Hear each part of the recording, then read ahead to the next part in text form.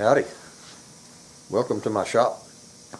My name's Ron, and I'll be your host for the next 10 minutes or so. Being a fourth generation carpenter, wood is that's my language. It's my living, it's my hobby, it's my passion. One of those passions is making stocks. I've never had any formal training in this. I just wanted to put a piece of wood on a gun one day, and I seemed like that'd be a pretty unique challenge, so I tried it. And been going at it ever since, but honestly, I owe a lot of my success to my customers, my friends that have suggested this or that, different ways of doing it to produce a better outcome. And so I appreciate them. I owe them a great deal. The finish that I use was suggested by a friend of mine that owns a gun shop in Georgia, a guy named Dan. I've been friends with him for many years, and I owe him for that knowledge. So I don't suggest that my way is the only way. That's just not the case. I picked up my abilities to do this from watching other people and seeing other things, and then figuring out how to do that. So it's a process. Some ways are better, cleaner, faster. They require less effort. On and on it goes. And I'm open to learning new and better ways. I'm always looking for that. My grandfather used to say, never let a day go by that you don't learn something. So when I do, I'll often look up, thanks, Pop, because no matter how old you get, you still need to be learning new things. So come on in, see what's going on today. Today, I am restoring an old Francotte shotgun, and all he wants me to do is clean the checkering up, just repoint it just a little bit. This probably had a flat top checkering anyway, and just smooth it up a little, wax it, clean it up. That's all he wants me to do.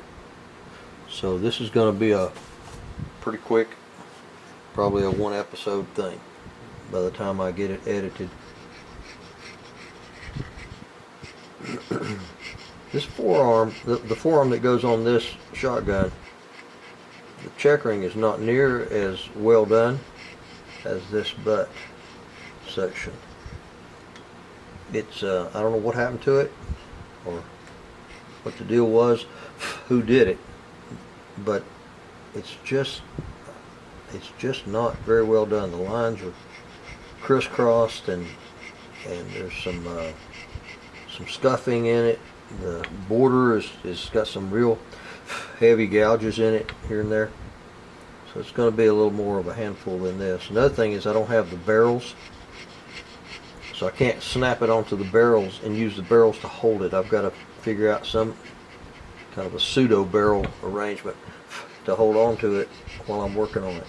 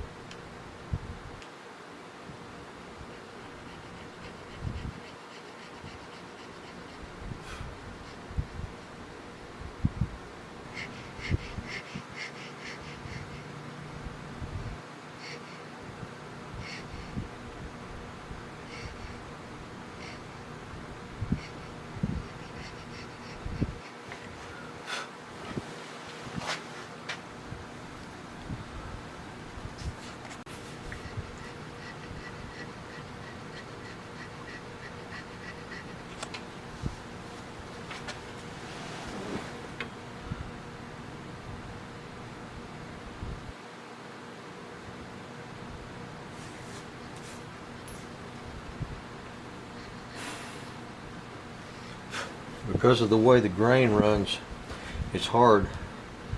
You can't go this direction down here because you're digging into the grain. You can't go this direction down here because you can't get into it because it's such a tight crease right in here. So you have to go from midways here and then from midways there.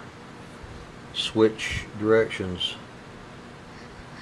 in these little tight areas.